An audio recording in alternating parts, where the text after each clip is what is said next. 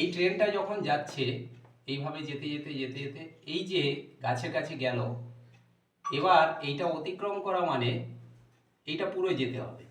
তার মানে আমরা দেখতে পাচ্ছি guide and support math education ক্লাসে সবাইকে স্বাগত জানিয়ে শুরু করছি আজকের অঙ্কের ক্লাস। আজকের ক্লাসে তোমাদের আমি একটা ট্রেনের অঙ্ক শেখাবো। একটা ট্রেনের দৈর্ঘ্য 100 মিটার এবং তার গতিবেগ ঘন্টায় 120 কিমি হলে ট্রেনটির একটি গাছকে অতিক্রম করতে কত সময় লাগবে তা আমরা আজকের ক্লাস থেকে নির্ণয় করব। অঙ্কটা তোমরা ভালো করে বুঝে নাও। দেখো, আজকের ক্লাসে থাকছে ট্রেনের অঙ্ক।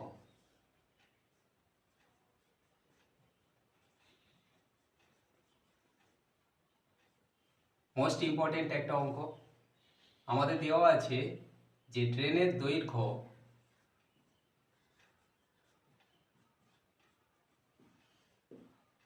100 মিটার আর ট্রেনের গতিবেগ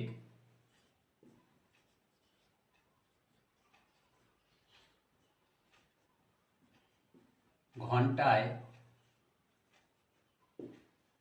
120 কিমি। তাহলে আমাদের প্রথম কাজ হবে এই যে গতিবেগ 120 কিমি, 120 কিমি এটাকে আমরা মিটারে কনভার্ট করে নেব। তাহলে 120কে আমরা 1000 দিয়ে গুণ করব, করলে এখানে আমরা কিমি থেকে মিটার পাবো। এরপরে আমাদের গতিবেগ দেওয়া আছে ঘন্টায়। ঘন্টা মানে 1 ঘন্টা সমান 60 গুণ 60 সেকেন্ড। এই ঘন্টাকে আমরা সেকেন্ডে কনভার্ট করে দিলাম। এবারে অঙ্কটা ভালো করে বুঝে নাও। মনে করো এইটা একটা গাছ, এইভাবে আমাদের রেল লাইনের পাশে আছে। এখন এখান থেকে একটা রেল লাইন আছে, এখানে ট্রেনের দৈর্ঘ্য আমাদের দেওয়া আছে 100 মিটার। মনে করো এটা একটা ট্রেন, এর দৈর্ঘ্য এইটা মনে করো গাছ, এই গাছের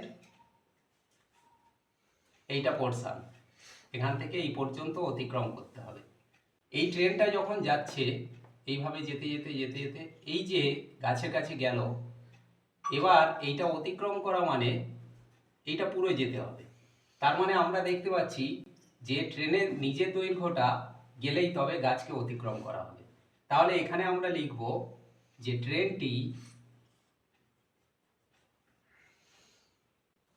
120 কিমি মানে 120 গুণ 1000 মিটার যায় কত সময়ে?